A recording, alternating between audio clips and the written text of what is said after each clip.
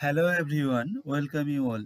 আজ আবার আমরা কিছু গুরুত্বপূর্ণ দ্বৈত শব্দ শিখতে যাচ্ছি, যেগুলো কিনা ভিন্ন ভিন্ন, অতি সন্তর্পণে, ধীরে ধীরে, কমপক্ষে, কখনো সখনো, এদিক ওদিক, আপাতদৃষ্টিতে, কাতর স্বরে, ছদ্মবেশে এবং সবশেষে হচ্ছে তর্জন গর্জন।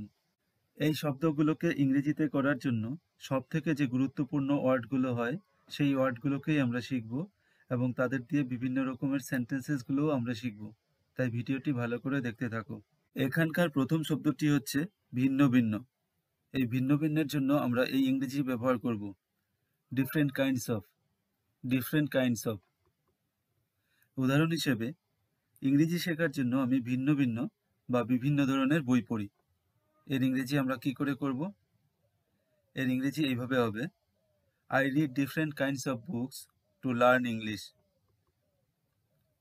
এই দোকানে ভিন্ন ভিন্ন জামাকাপড় রয়েছে, অর্থাৎ বিভিন্ন ধরনের জামাকাপড় রয়েছে।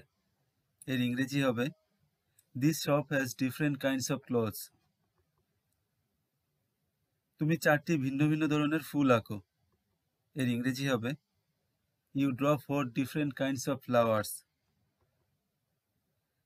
তারা ভিন্ন ভিন্ন ধরনের মতামত পেশ করেছিল। এর ইংরেজি, They presented different kinds of opinions. 2 নম্বরের শব্দটি হচ্ছে অতি সন্তর্পণে। এর জন্য আমরা ব্যবহার করব জিঞ্জারলি। জিঞ্জারলি এই ওয়ার্ডটিকে। রিনা অতি সন্তর্পণে বলছিল, তো এর ইংরেজি হবে, রিনা ওয়াজ টেলিং জিঞ্জারলি।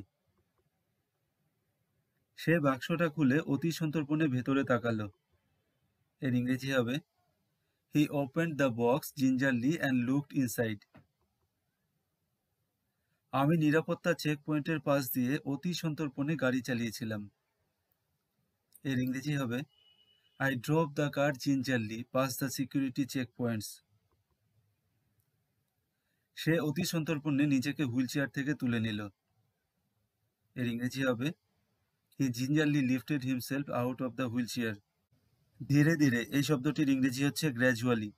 গ্র্যাজুয়ালি। এখানে আমরা স্লোলি না ব্যবহার করে গ্র্যাজুয়ালি ব্যবহার করব। স্লোলি মানে হচ্ছে আস্তে আস্তে, কিন্তু আমরা বলছি ধীরে ধীরে, তাই এখানে গ্র্যাজুয়ালি ব্যবহার করব। ধীরে ধীরে আমি সঙ্গীতের প্রাথমিক জ্ঞান অর্জন করেছিলাম। এর ইংরেজি হবে, Gradually I acquired basic knowledge of music. ধীরে ধীরে টিনা লেখক হয়ে ওঠেন। এর ইংরেজি হবে, Gradually Tina became a writer.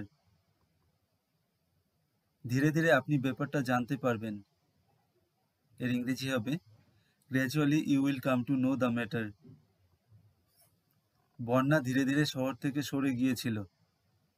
এর ইংরেজি হবে, The flood gradually moved away from the city. 4 নম্বর শব্দটি হচ্ছে কমপক্ষে, যার ইংরেজি হচ্ছে at least. At least. মুরগির মাংসকে কমপক্ষে 3 ঘন্টা ম্যারিনেট করে রাখুন। এর ইংরেজি হবে, Marinate the chicken meat for at least 3 hours. কারুকার্যটির মূল্য কমপক্ষে 10,000 টাকা। এর ইংরেজি হবে, The craft is worth at least 10,000 rupees. কমপক্ষে 30টি গুলি করা হয়েছিল। এর ইংরেজি হবে, At least 30 bullets were fired. 5 নম্বর শব্দটি হচ্ছে কখনো সখনো। কখনো সখনোর ইংরেজি হবে occasionally. Occasionally. আমরা কখনো সখনো শপিং মলটিতে যেতাম। এর ইংরেজি হবে, We would occasionally go to the shopping mall. পুলিশের গাড়ি কখনো সখনো এই এলাকায় টহল দিত। এর ইংরেজি হবে, Police cars would occasionally patrol that area. আমরা কখনো সখনো পার্কে একে অপরের সাথে দেখা করতাম। এর ইংরেজি হবে, We used to meet each other in the park occasionally. কখনো সখনো আমি বাগানে বেড়াতে যেতাম। এর ইংরেজি হবে, Occasionally I used to go for a walk in the garden. 6 নম্বরে রয়েছে এদিক ওদিক। এর ইংরেজি হবে, This way and that. This way and that. সে এদিক ওদিক ঘুরে বেড়াচ্ছে। এর ইংরেজি হবে, He is walking this way and that. বাচ্চারা এদিক ওদিক ছুটছিল। এর ইংরেজি হবে, Children were running this way and that. সে এদিক ওদিক তাকালো। এর ইংরেজি হবে he looked this way and that. এখানকার শব্দটি হচ্ছে আপাত দৃষ্টিতে। আপাত দৃষ্টিতে, তো এর ইংরেজি হচ্ছে অ্যাপারেন্টলি, অর্থাৎ দেখে মনে হবে কিন্তু অ্যাকচুয়ালি না। আপাত দৃষ্টিতে তিনি অনেক কাজ করেছেন। এর ইংরেজি হবে apparently he has done A lot of work. আপাত দৃষ্টিতে আজ বৃষ্টি হবে। এর ইংরেজি হবে apparently it is going to rain today.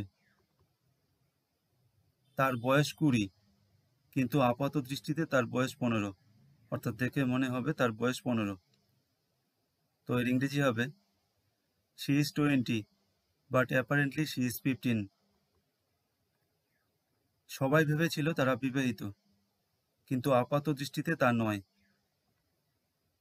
All thought they are married but apparently not. এবারের শব্দটি হচ্ছে কাতর স্বরে, যার ইংরেজি হচ্ছে প্লেন্টিভ ভয়েস। প্লেন্টিভ ভয়েস। সে কাতর স্বরে জবাব দিল। এর ইংরেজি হবে he replied in a plaintive voice. তারা সেখানে ছিলেন এবং কাতর স্বরে উত্তর দিয়েছিলেন। They were there and answered in a plaintive voice.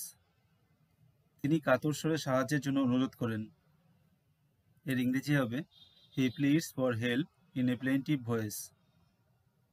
তারা কাতর স্বরে কিছু খাবারের জন্য কাঁদছে। They are crying for some food in a plaintive voice. এবারে ছদ্মবেশে, এই শব্দটির ইংরেজি হচ্ছে ইন ডিসগাইজ। ভিক্ষুকটি হলেন ছদ্মবেশে একজন পুলিশ অফিসার। এর ইংরেজি হবে the বেগার is a police officer in disguise.